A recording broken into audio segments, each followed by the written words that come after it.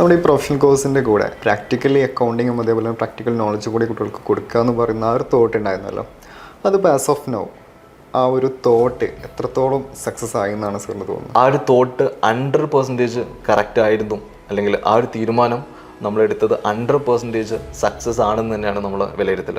അത് എന്തുകൊണ്ടാണെന്ന് വെച്ചാൽ നമ്മൾ ഇങ്ങനൊരു തോട്ട് വന്നു നമ്മുടെ ക്യാപിറ്റൽസ് എന്ന് പറഞ്ഞ ഇൻസ്റ്റിറ്റ്യൂട്ടിൽ ഇത് ഇംപ്ലിമെൻറ്റ് ചെയ്ത് തുടങ്ങുന്ന സമയം മുതൽ നമുക്ക് ഒരുപാട് ഇൻസ്റ്റിറ്റ്യൂട്ടിൽ നിന്ന് ഫേക്ക് കോൾസ് വന്നിരുന്നു.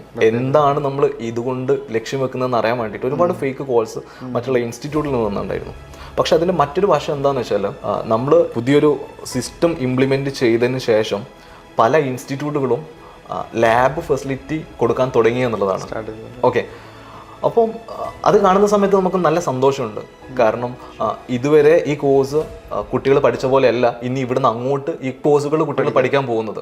ഓക്കെ, അത് കാണുന്ന സമയത്ത് നമുക്ക് നല്ല സന്തോഷമുണ്ട്. ഈ ഒരു മേഖലയിൽ കോഴ്സിൻ്റെ പ്രൊഫഷണൽ മേഖലയിൽ നമുക്കൊരു ട്രെൻഡ് സെറ്റ് ചെയ്യാൻ പറ്റി എന്നുള്ളത് ക്യാപിറ്റൽസിനെ സംബന്ധിച്ചിടത്തോളം വലിയ സന്തോഷമുള്ള കാര്യമാണ്.